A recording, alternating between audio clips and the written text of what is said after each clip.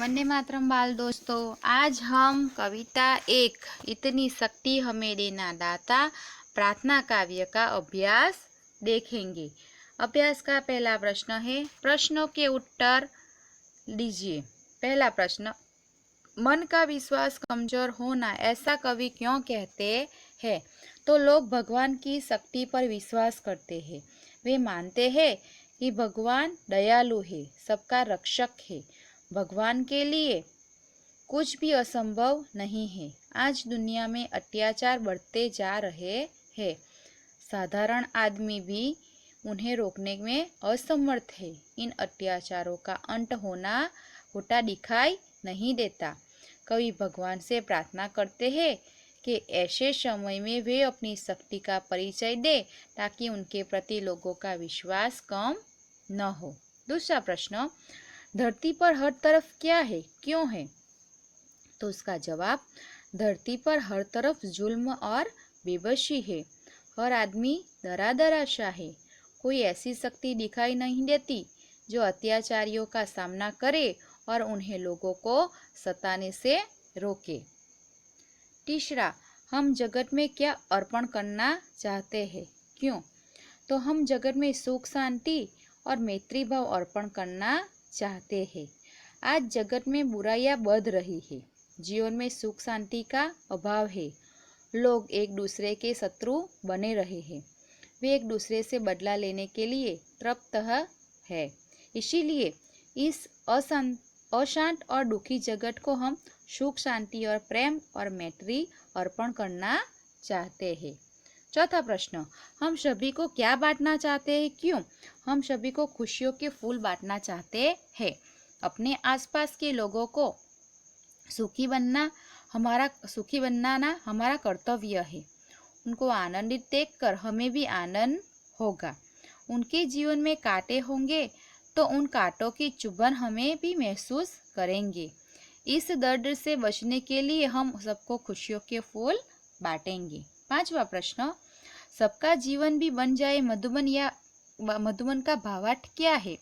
तो मधुबन का अर्थ है वह बगीचा जिससे सुंदर और खुशबूदार फूल खिले हो। हमें सबको खुशियों के फूल बांटना है। ये फूल पाकर लोगों के चेहरे पर उदासी नहीं रहेगी। उनका मन प्रसन्नता से भर जाएगा। वे आनंद और उल्लास का अनुभव करेंगे। इस प्रकार उनका जीवन सुखी बन जाएगा। आगे का प्रश्न नंबर 2, नीचे दिए गए खाली स्थानों में उचित शब्द भरते हुए वाक्यों को पूरा कीजिए। अब खाली स्थानों पर हमें यह वाक्य पूरे करने हैं लिखकर। पहला, राधा पढ़ने में तेज है। तो इसका क्या जवाब आएगा? राधा पढ़ने में तेज है लेकिन खेल में नहीं। दूसरा, रोहित बहुत तेज भागा क्योंकि वह गाड़ी पकड़ना चाहता था, क्योंकि। तीसरा, सुरेश को बुखार था फिर भी वह स्कूल गया। क्या जवाब आएगा? फिर भी।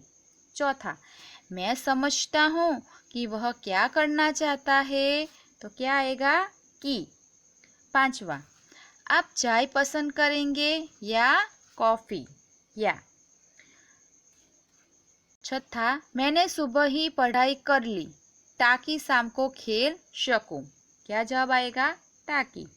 सातवां, अध्यापक रुक गए और लड़के के बोलने की प्रतीक्षा करने लगे। और तीसरा प्रश्न, निम्नलिखित विषय के बारे में अपने विचार व्यक्त करते हुए चर्चा कीजिए। बारिश होनी चाहिए या नहीं?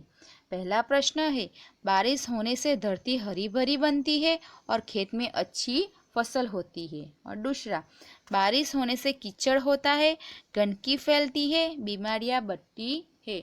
अब हम दो दोस्तों बात करेंगे जिससे ये प्रश्न का हल हमें मिलेगा। तो हम नाम बोलते हैं उदित और संकेत।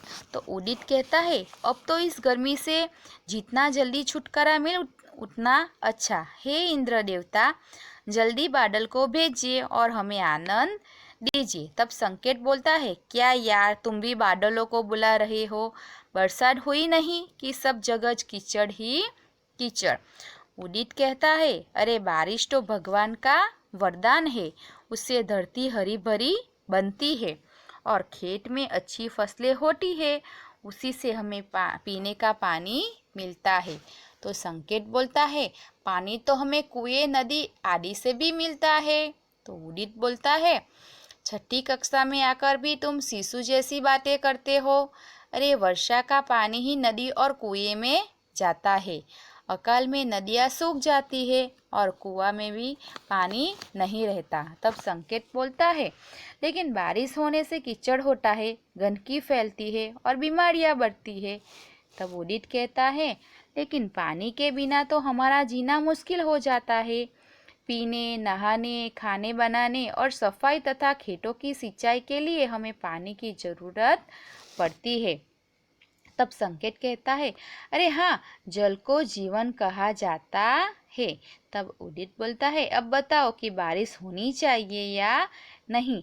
तब संकेत कहता है, होनी चाहिए, जरूर होनी चाहिए, क्योंकि बिना पानी सब शून्य है। तो बाल दोस्तों, आगे का प्रश्न है प्रश्न नंबर 4। उदाहरण के अनुसार विशेषणों का उपयोग करके वाक्य बनाइए।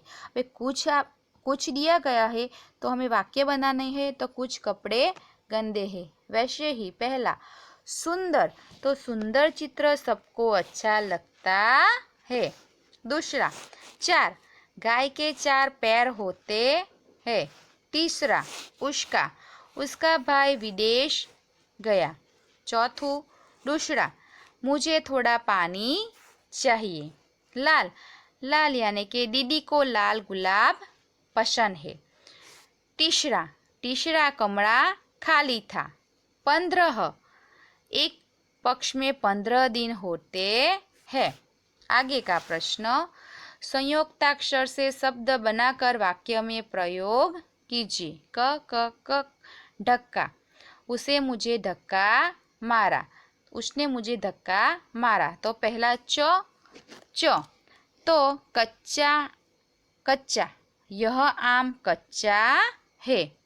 तो यानी के कुत्ता वफादार जानवर है। न यानी के अन्न